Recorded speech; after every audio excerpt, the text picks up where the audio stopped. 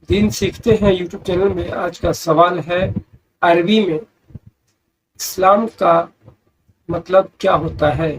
بسم اللہ الرحمن الرحیم۔ السلام علیکم۔ دین سیکھتے ہیں یوٹیوب چینل میں آج کا سوال ہے عربی میں اسلام کا مطلب کیا ہوتا ہے؟ اس کا جواب ہے اسلام کا ارتھ عربی میں طاعت اور فرما برداری کے ہیں۔ انسان اللہ کی طاعت و فرما برداری اس سمے تک نہیں کر سکتا جب تک اسے کچھ باتوں کا یقین تک نہ ہو۔ سب سے پہلے انسان کو اللہ پر پورا یقین ہونا چاہیے، اسی طرح اس کی مرضی کا پتہ ہونا کہ وہ کیا پسند کرتا ہے اور کیا پسند نہیں کرتا۔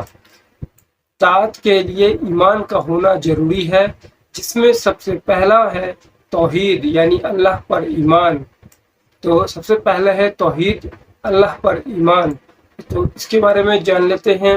اللہ کو ایک ماننا کہ اس کا کوئی ساجھیداری نہیں، وہ ساری دنیا کا مالک ہے، وہ اوناشی ہے، وہ زندہ ہے، سننے والا اور دیکھنے والا ہے، نہ کوئی اس کی طرح ہے نہ کوئی اس کے برابر ہے، وہ سمپورن طاقت کا مالک ہے، وہ کسی بھی کام کے لیے کسی کا بھی محتاج نہیں ہے۔ اسی نے سب کو پیدا کیا، اسی نے زمین، آسمان، چاند، سورج، ستارے، جن، انسان اور سارے جانور اور وستوؤں کو پیدا کیا۔ وہی روزگار دینے والا، جلانے اور مارنے والا ہے۔ وہ نہ کھاتا ہے، نہ پیتا ہے اور نہ سوتا ہے۔ وہ کسی کا محتاج نہیں اور سبھی اس کے محتاج ہیں۔ وہی بیماریوں کو اچھا اور تکلیفوں کو دور کرتا ہے۔ وہ نراکار ہے، اس لیے اس کی کوئی مورتی یا شکل نہیں ہے، اسے کسی چیز کی ضرورت نہیں ہے، وہ سب کی ضرورتوں کو پورا کرنے والا ہے، اس کے سوا کوئی عبادت کے لائق نہیں۔ اللہ ماں باپ، بیٹا بیٹی سے پاک ہے، اس کا کسی سے ناتا رشتہ نہیں ہے۔ اس نے اپنی مخلوق کے لیے پیغمبر بھیجے تاکہ وہ لوگوں کو سچا راستہ بتائے۔ اور دوسرا ہے رسولوں پر ایمان۔ حضرت آدم علیہ السلام سے حضرت محمد صلی اللہ علیہ وسلم تک تمام رسولوں پر ایمان رکھنا کہ سبھی اللہ کے بھیجے ہوئے پیغمبر تھے۔ حضرت محمد صلی اللہ علیہ وسلم کو اللہ کا بندہ اور آخری پیغمبر ماننا تتھا اللہ کے بعد آپ کو تمام مخلوق میں سب سے افضل ماننا۔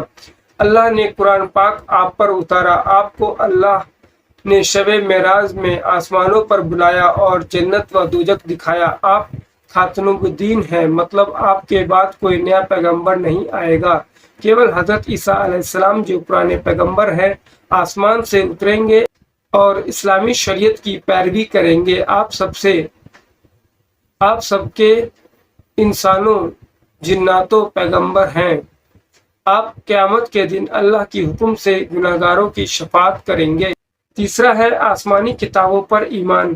اللہ نے جس طرح حضرت محمد صلی اللہ علیہ وسلم پر قرآن اتارا ہے، اسی طرح آپ سے پہلے جو پیغمبر آئے تھے اس کے پاس بھی اپنی کتابیں بھیجی تھی۔ صحف ابراہیم کو حضرت ابراہیم علیہ السلام پر، تورات کو حضرت موسیٰ علیہ السلام پر، زبور کو حضرت داؤد علیہ السلام پر اور انجیل کو حضرت عیسیٰ علیہ السلام پر اتارا تھا۔ ان کے سوا دوسری کتابیں جو رسولوں کے پاس آئی تھی اس کے نام ہم کو نہیں بتائے گئے تھے، اس لیے کسی اور مذہبی کتاب کے متعلق ہم یقین کے ساتھ نہ یہ کہہ سکتے ہیں کہ وہ اللہ کی طرف سے ہے اور نہ یہ کہہ سکتے ہیں کہ وہ اللہ کی طرف سے نہیں۔ قرآن کے علاوہ پوری طرح مکمل کوئی بھی کتاب اپنی اصلی حالت میں نہیں ہے۔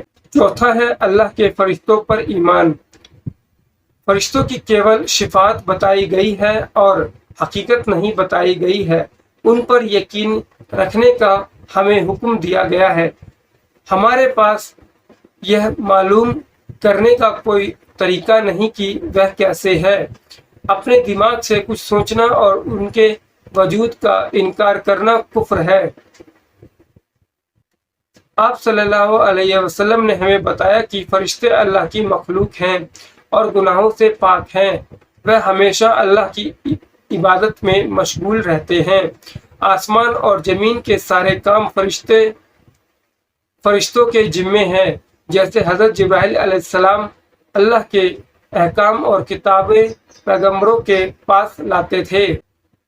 इसी तरह हजरत मिकाईल अलैहिस्सलाम तमाम मखलूक को रोजी पहुंचाने और बारिश वगैरह के काम पर तैनात हैं और बहुत से फरिश्ते उनके अंडर में काम करते हैं।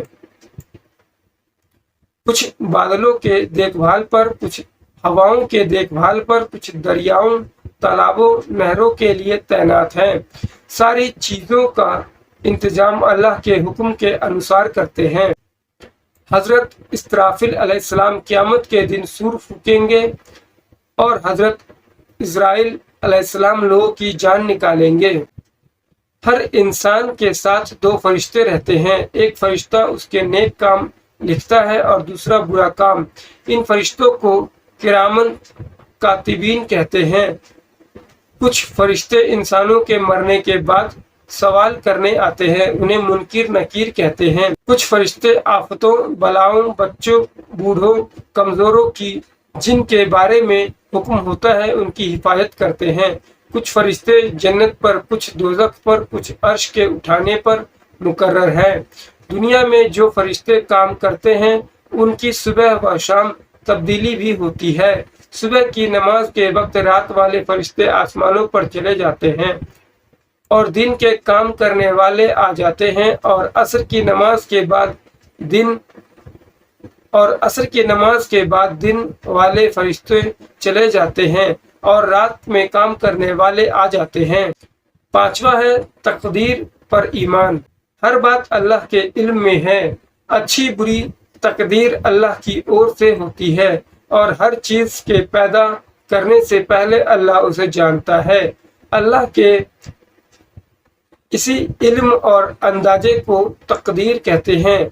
कोई अच्छी या बुरी बात अल्लाह के इल्म और अंदाजे से बाहर नहीं। पांचवा है आखिरत पर ईमान। आखिरत से मुतालिक जिन बातों पर ईमान रखना जरूरी है वह यह है, पहला, एक दिन अल्लाह सारी दुनिया को मिटा देगा, उस दिन का नाम क़यामत है। दूसरा, फिर वह सबको एक दूसरी जिंदगी देगा और सब अल्लाह के सामने हाजिर होंगे, उसको हश्र कहते हैं। तीसरा है, तमाम लोगों ने अपनी दुनियावी जिंदगी में जो कुछ किया है उसका पूरा नामे अमाल अल्लाह की अदालत में पेश होगा। चौथा है, अल्लाह हर शख्स के अच्छे और बुरे अमाल की तुलना करेंगे, जिसकी भलाई ज्यादा होगी उसे बख्श देंगे और जिसकी बुराई ज्यादा होगी उसे सजा देंगे। पांचवा है, जिन लोगों की बख्शिशें हो जाएंगी वह जन्नत में जाएंगे और जिनको सजा दी जाएगी वह दोजख में जाएंगे। दीन सीखते हैं यूट्यूब चैनल में जो भी वीडियोस आप देख रहे हैं, आप मुझसे टेलीग्राम पर भी सवाल जवाब कर सकते हैं। वीडियो देखने के लिए और जानकारी हासिल करने के लिए आपका बहुत बहुत शुक्रिया।